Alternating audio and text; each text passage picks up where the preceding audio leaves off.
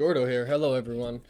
Celtics dominate game four. Bruins get dominated in game four. Red Sox on a little bit of a heater. Got a few things to get into here. Going to be a short video. I'm kind of making this one between the halves here for the Champions League. Bayern versus PSG. Crazy game, 3-2 going into halftime. Anyways, yeah, we got. So let's start with the Celtics. The domination. I mean, just great basketball. This team looks every bit as good as the team that won the championship. Peyton Pritchard is an absolute animal, dropping 32 off the bench. There was a point in that first half of this game where the Celtics bench was outscoring the entire 76ers team. Um, Jaylen Brown, pretty good game, 20 points, 7 rebounds, assist, steal, block. But Jason Tatum is looking like he is back. He's shooting lights out, 37 and 11. Just looks like he's finally fully back. He's starting to get aggressive on his dribbles and attacking the rim again, and it's just good to see because I didn't even think we were going to make the playoffs this year. I said that. So to see that he has come back from this injury and this team is this good. Peyton Pritchard is the best rotational player in the NBA. Led the game in points, I'm pretty sure, unless someone on the Sixers, I don't think so. Yeah. 32 points by Pritchard, 6 for 12 from 3. Also 4 rebounds, 5 assists, and a steal. Player of the game very easily. But something about him that I think is just absolutely insane, and I love it, is he's got to be the best buzzer beater shooter in the history of the league. It's actually insane that when this guy gets the ball and there's under 5 seconds left on the whether it's the clock or the shot clock, whatever, ticking down, he's chucking it up and there's more than a 50% chance he's making it in. That's just how it feels. I don't actually know the stat on that. I probably should look that up. But this is the only time I've ever seen some. Usually when people go for buzzer beaters, you hope, now it's different if it's someone getting into the paint, going for a layup or hitting a three. But this guy's shooting from the logo, from behind half court, and that's what I'm saying. Like these crazy shots, and he did it again. He just always makes them.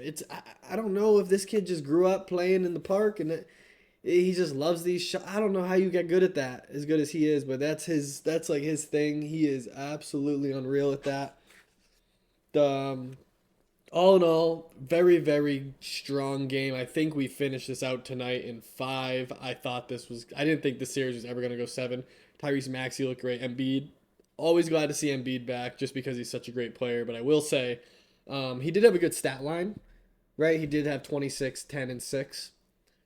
But something we really got to talk about real quick with the 76ers, outside of like Maxey being an unbelievable player, the Sixers are not as good of a team with Embiid in the lineup anymore. And I understand. Oh my God, but he had 26, 10, and 6. He's still Joel Embiid. He's one of the best centers of all time, MVP, all of that. But as a team, it's not just stats. On defense, they look a lot out of sorts. He's very slow to contest and switch, get to the rim. He's not physical on the defensive rebounds. He kind of just waits for them to fall to him. Being 7 foot, you can still get 10 rebounds doing that without being physical. His screens are slow. Yeah, if you noticed last night or 2 nights ago, whenever the hell it was now, he sticks his elbows up a lot because he doesn't get to the spot he needs to. I think he actually took 2 or 3. I think 2. He took 2 fouls with a screen. He shoves his elbow out because he doesn't get to the spot he needs to get his feet set. So he's compensating with sticking his arm out. The offense, he's still going to score his points, but 9 for 21, not fantastic. I know it was his first game back and all this and all that. All in all, always glad to see the big name guys come back from an injury. Glad to see him come back from an injury, but Celtics going to get this done in 5. We're going to touch on the Bruins game very quickly. Don't really want to get into it because it was just embarrassing. 6-2 or 6-1. Sorry, 2. We would have been lucky to have 2. First period, absolutely just not even mention worthy. 19-5 shots. We looked like we didn't want to play hockey. We weren't hitting. We weren't being physical. They were just all over us. 4-0 coming out of that. We come out in the second. We answer back. Physical, fast, getting some pressure. Don't score any goals. Doesn't matter. I'll show them 10-4, but it doesn't matter if there's nothing on the stat sheet. When you're down 4, you're going to start chipping away early. You wait till the third. It's too late. And then they come out. Third was a little bit better, but they kind of took over again. We scored 1. They scored 2 more. So, I mean, we didn't win any aspect of that game. outside of maybe the physicality in the second period, but we didn't do much with it. I think this series is over, but I'm hopeful that we can get a couple good games going. But I think the main problem with this team, and something that we do have to talk about, is it's the lack of firepower, right? Like you look at the Sabres roster, and they have Tage Thompson, we have Pasternak, right? Fine. But they have Byram, Dahlin, Power. I mean, they got stars, and their stars are on defense, and that's a little bit of a different build than most teams. But all we really got is McAvoy, Pasternak, and Swayman. I mean, Geeky can score goals, but again, we'd have to have a conversation about if he's a star. And the way I look at it is if you're having a conversation on if somebody's a star, they're not. They're just very good, right? Another thing, Charlie McAvoy, gold medal at the Olympics, leader, great defenseman, one of the top defensemen in the league. But something we got to talk about is he is a little slow. You can see the difference between Power, Dahlin, Byram, McAvoy. Like he's a slower type player. You noticed it in the Olympics. He did get caught behind on some plays, and that's not a problem if the team addresses it the right way and puts the right people with him. And this isn't a knock at McAvoy; it's a knock at the front office and the coaches for not identifying this sooner.